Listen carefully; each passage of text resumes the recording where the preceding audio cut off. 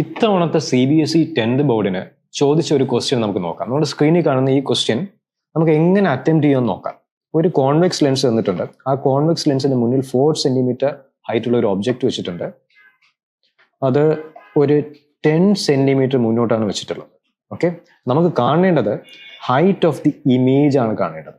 അപ്പൊ എന്തൊക്കെയായാലും നമുക്ക് എല്ലാ ഫോർമുലയും എഴുതാം. നമുക്കുള്ളത് ഈ മാഗ്നിഫിക്കേഷന്റെ ഫോർമുല HI/HO. അത് കോൺവെക്സ് ലെൻസ് വരുമ്പോഴേക്കും V/U ഫസ്റ്റ് ഫോർമുല. പിന്നെ നമുക്ക് ലെൻസ് ഫോർമുല യൂസ് ചെയ്യാം. 1/F = 1/V - 1/U. ഇനി നമുക്ക് ജസ്റ്റ് വാല്യൂസ് എല്ലാം കൺവെൻഷൻ പ്രകാരം ഇടാം. ഫോക്കൽ ലെങ്ത് തന്നിട്ടുണ്ട്. എത്രയാ? 20 സെന്റിമീറ്റർ. കോൺവെക്സ് ലെൻസ് ആയതുകൊണ്ട് പോസിറ്റീവ് ആയിരിക്കും. ഇമേജ് ഡിസ്റ്റൻസ് നമുക്ക് അറിഞ്ഞുകൂടാ, കണ്ടുപിടിക്കണം.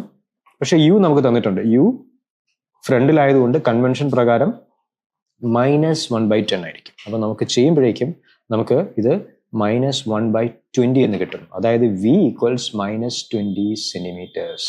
അപ്പൊ നമുക്ക് ഡയറക്റ്റ് ആയിട്ട് HI പറയാം V/U ടൈംസ് നമ്മുടെ HO.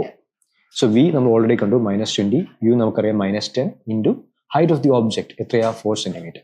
0 zeros cancel, so we get 8 centimeters as the height of the image.